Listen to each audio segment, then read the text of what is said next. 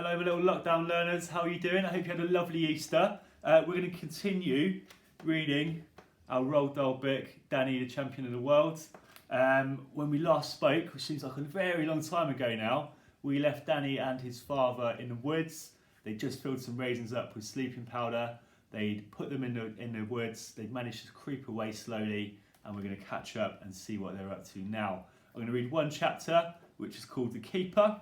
And then when you're finished and you're ready, click on the next link and that will be the chapter after this one.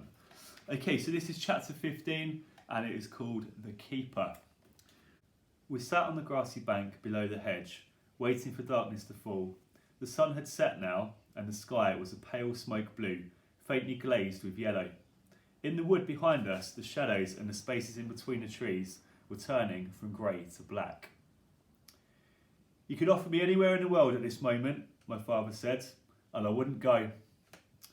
His whole face was glowing with happiness. We did it, Danny, he said, laying a hand gently on my knee. We pulled it off. Doesn't that make you feel good?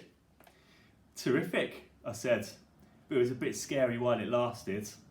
Ah, but that's what poaching's all about, he said. It scares the pants off us. That's why we love it. Look, there's a hawk. I looked where he was pointing and saw a kestrel hawk hovering superbly in the darkening sky above the ploughed field across the track. It's his chance for supper tonight, my father said. He'll be lucky if he sees anything now.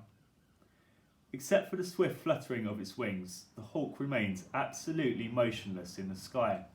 It seemed to be suspended by some invisible thread, like a toy bird hanging from the ceiling. Then suddenly, it folded its wings and plummeted towards the earth and at an incredible speed. This was a sight that always thrilled me. What do you think he saw, Dad? A young rabbit, perhaps, my father said, or a vole, or a field mouse. None of them had a chance when there's a kestrel overhead. We waited to see if the hawk would fly up again. He didn't, which meant he had caught his prey and was eating it on the ground. How long does a sleeping pill take to work? I asked. I don't know the answer to that one, my father said. I imagine it's about half an hour. It might be different with pheasants though, Dad. Well, it might, he said. We've got to wait a while anyway, to give the keepers time to go home. They'll be off as soon as it gets dark. I bought an apple for us each, he added, fishing into one of his pockets. A Cox's orange pippin, I said, smiling. Thank you very much. We sat there munching away. One of the nice things about a Cox's orange pippin, my father said, is that the pips rattle when it's ripe. Shake it and you can hear them rattling. I shook my half-eaten apple. The pips rattled. Look out, he whispered sharply. There's someone coming. The man had appeared suddenly and silently out of the dusk and was quite close before my father saw him. It's another keeper, he whispered. Just sit tight and don't say a word. We both watched the keeper as he came down the track towards us. He had a shotgun under his arm and there was a black Labrador walking at his heel. He stopped when he was a few paces away and the dog stopped with him and stayed behind him, watching us through the keeper's legs. Good evening, my father said, nice and friendly. This one was a tall, bony man with a hard eye and a hard cheek and hard, dangerous hands. I know you, he said, coming closer. I know the both of you. My father didn't answer this. You're from the filling station, right? His lips were thin and dry, with some sort of a brownish crust over them. You're from the filling station, and that's your boy, and you live in that filthy old caravan, right? What are we playing? My father said. 20 questions? The keeper spat out a big gob of spit, and I saw it go sailing through the air and land with a plop on a patch of dry dust 6 inches from my father's plaster foot. It looked like a little baby oyster lying there. Beat it, the man said. Go on, get out. When he spoke, his upper lip lifted above the gum and I could see a row of small discoloured teeth. One of them was black, the others were brownish yellow, like the seeds of a pomegranate. This happens to be a public footpath, my father said. Kindly do not bother us. The keeper shifted the gun from his left arm to his right. You're loitering, he said, with intent to commit a nuisance. I could run you in for that. No, you couldn't, my father said. All this made me rather nervous. I see you broke your foot, the keeper said. You didn't, by any chance, fall into a hole in the ground, did you? It's been a nice walk, Danny, my father said, putting a hand on my knee, but it's time we went home for supper. He stood up, and so did I. We wandered off down the track the way we had come, leaving the keeper standing there, and soon he was out of sight in the half-darkness behind us. That's the head keeper, my father said. His name is Rabbits. Do we have to go home, Dad?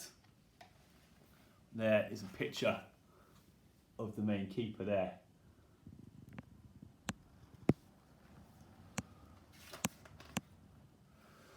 Home? My father cried. My dear boy, we're just beginning. Come in here.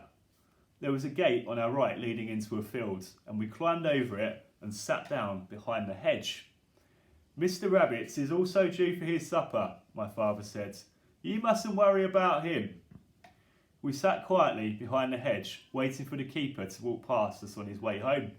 A few stars were showing, and a bright three-quarter moon was coming up over the hills behind us in the east.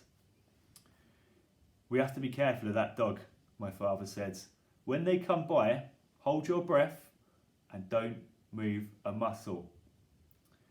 Won't the dog smell us out anyway? I asked. No, my father said. There's no wind to carry the scent. Look out, here they come, don't move. The keeper came loping softly down the track with the dog paddling quick and soft-footed at his heel. I took a deep breath and held it as they went by.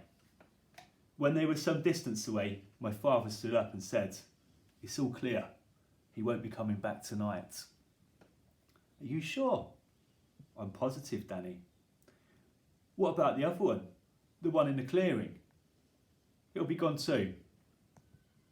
Mightn't one of them be waiting for us at the bottom of the track, by the gap in the hedge? There wouldn't be any point in him doing that, my father said. There's at least 20 different ways of reaching the road when you come out of Hazel's Wood. Mr. Rabbits knows that. We've stayed behind the hedge for a few minutes more, just to be on the safe side. Isn't it a marvellous thought though, Danny, my father said, that there's about 200 pheasants at this very moment roosting up in those trees, and already they're beginning to feel groggy. Soon they'll be falling out the branches like raindrops. The three-quarter moon was well above the hills now, and the sky was filled with stars as we climbed back over the gate and began walking up the track towards the wood. Okay, lovely stuff. That is the end of our first chapter. When you are ready and comfortable and refreshed to hear the next one, please click on the next link and I will see you soon. Thank you very much. Bye-bye.